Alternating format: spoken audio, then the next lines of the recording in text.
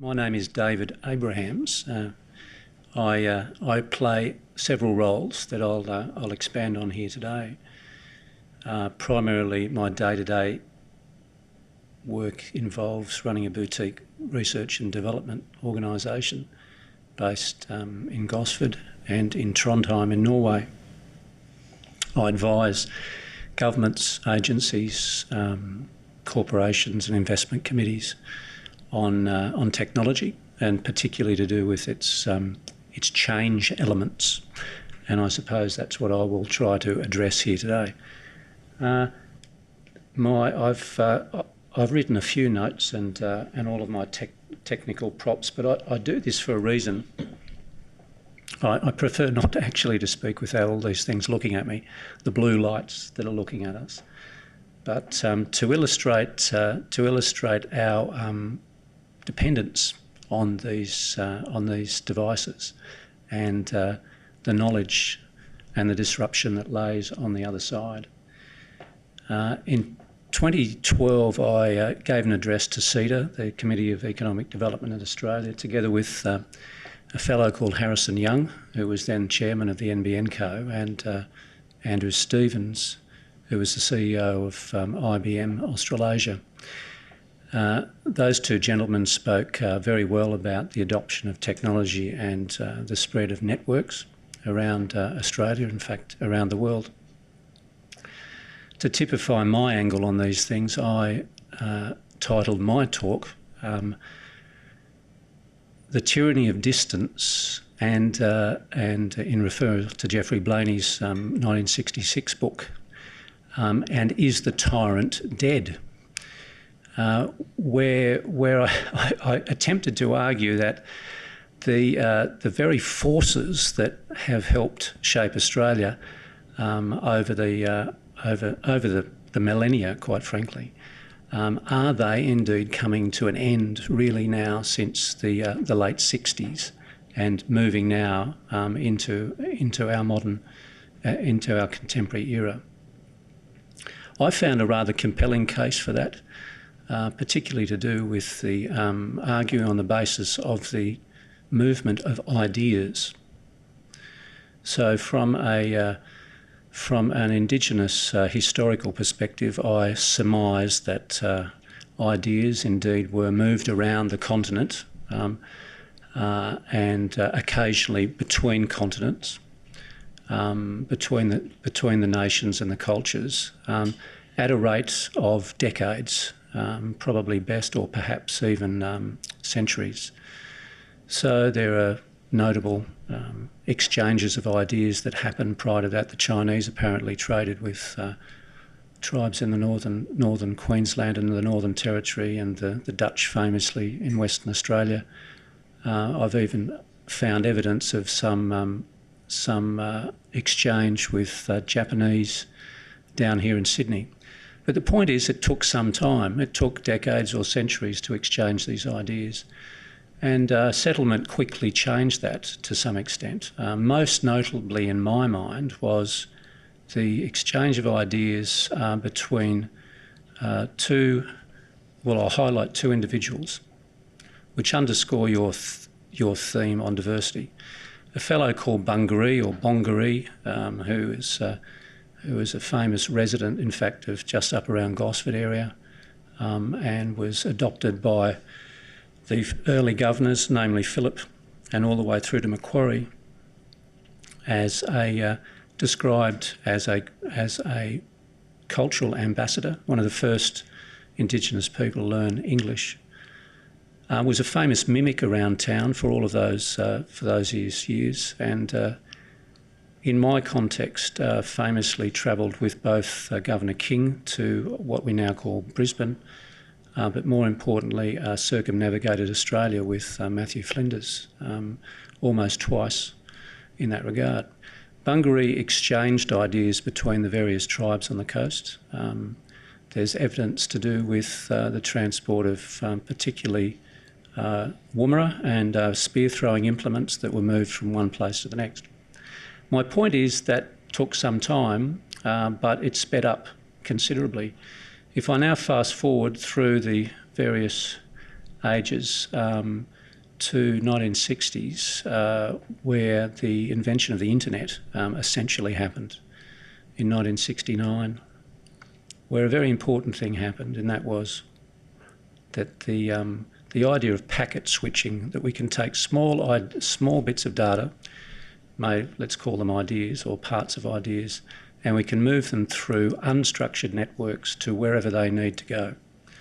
Now, this was a reply to the Soviet threat, the Cold War, but if we move forward to the late 80s and early 90s, we had the advent of the commercial internet, and in particularly the World Wide Web, where Sir Tim Berners-Lee put together that famous protocol, hypertext markup language that we know now on the web. His motivation, again, was to move ideas around between places that were not based on physicality. They were not based on a hierarchical system of distribution, i.e. libraries or professions or whatever it may be. They were based on the desire to seek information and to retrieve it as quickly as possible. Now, this was famously done in CERN, under the mountains over there in Switzerland, France, where the great particle accelerators used. And if you've ever been there, it's a very large experiment that necessitates people riding bicycles effectively through the mountains to go from one office to the next. Now, he was sick of that and decided, why don't I put all of my research on one computer and all of you can access it at any particular point in time, no matter where you are, both home or away. And that's famously what we now know as the World Wide Web.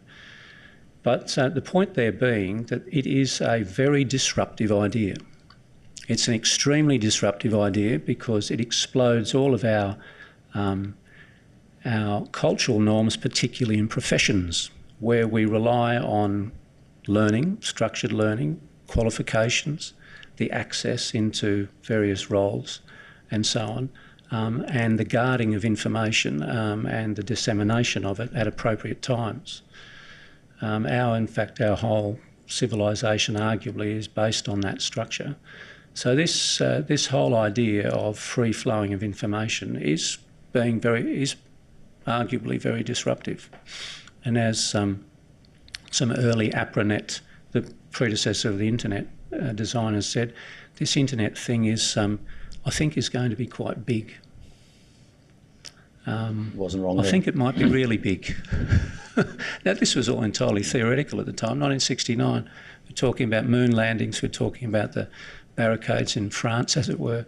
We're talking about a disruptive time, and we are in this disruptive time right now. And I work with organisations to try and embrace that change, that disruption, particularly to maintain the philosophies of their professions and do not release it to the hordes of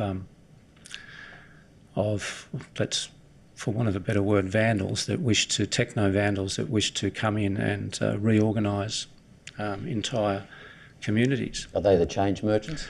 Well, there's an enthusiasm about technology, and it's nothing new. I mean, there was the wonderful enthusiasm about my other home in Norway, the Vikings and their wonderful maritime exploits, depending which side of the channel you came from.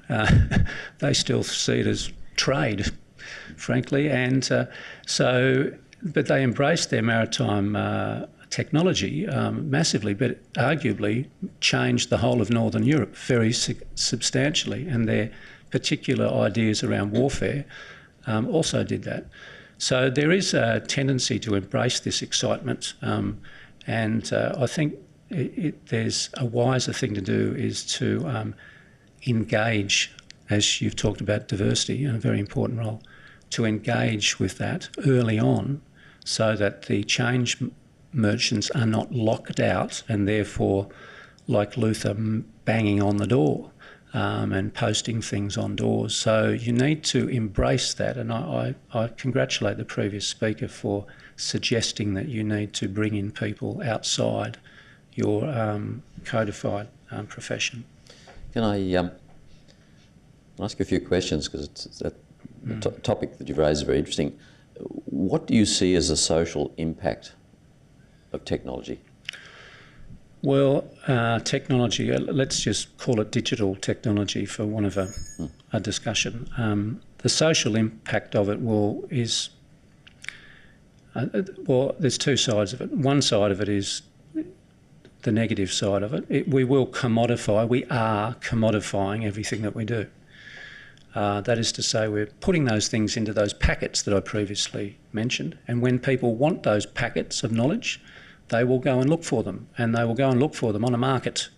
And you will have great difficulties putting up barriers to that market, and therefore people will look for price and quality wherever the market dictates. So that's on that particular side of the equation.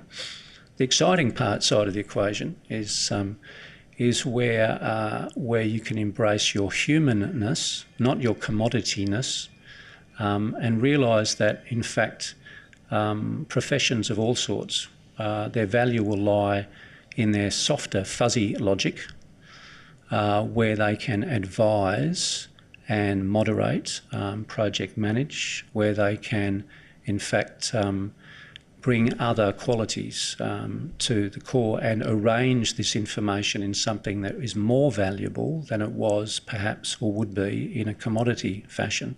So there's two ways of that. Parts of it will be smashed asunder, and industry after industry, and you would have seen the report in April this year with the Future of Work report that came out, where predictions of 40% of professions really in only 15 years will disappear as they are now. And what's your view about that? Oh, I think that's quite accurate. In fact, I think it is happening right now.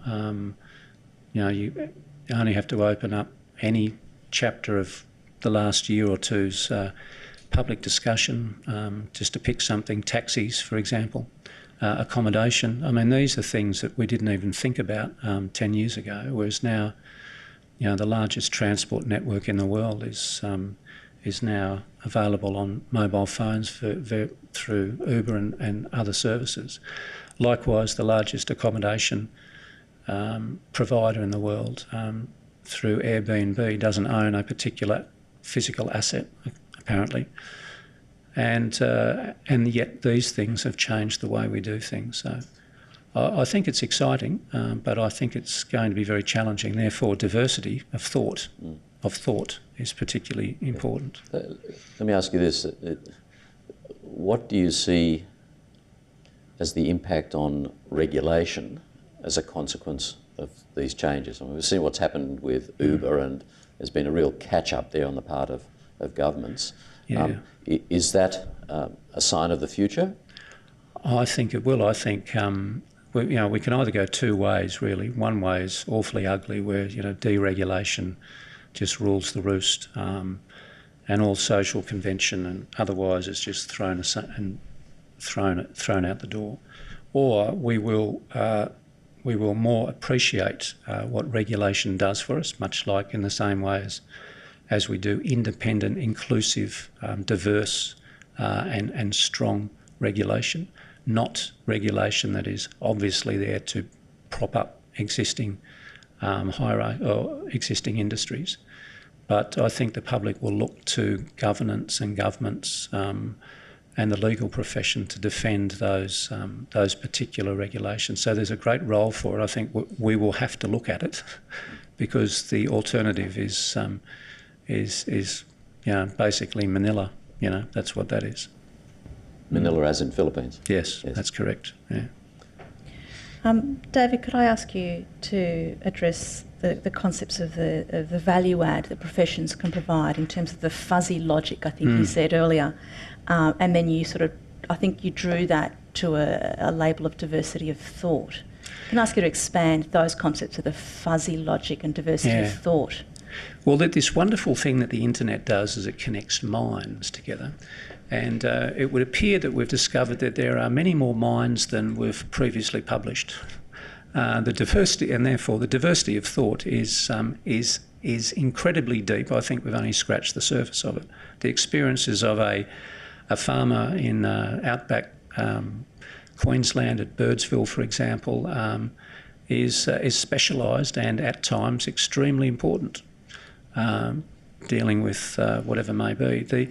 The idea that people have different experiences should be seen as a great strength for any organisation, because that gives you resilience in a commodified world. So therefore, segueing into your idea, what is this fuzzy logic is based on something that we're not quite sure about, because humans buzz around the place picking up bits and bobs from here and there, not always logical. But particularly in dialogue, it would appear, particularly in dialogue, sometimes structured, sometimes just down the pub, great things seem to come out of these dialogues and these experiences, diverse experiences. I've witnessed it in boardrooms, in the 13 startup companies I've been involved in. The magic happens when you have diversity and you have a kind of a platform that throws things around. Technologists, skilled professionals, older people, which I think are massively undervalued in this whole case. We talk always about younger people and they're to lead. I don't advise that. I advise older people and younger people getting together as a fantastic thing to get together, but not to hand over to one or the other. So when you get these people in the room with diversity of thought and relative goodwill, you find incredible things that come out of it. And therefore that fuzzy logic, the non-codified logic, which your profession will be swamped with shortly, the cyborg style of lawyer that you can find online, or even entirely automated form of legal advice, low quality, sure, but is there.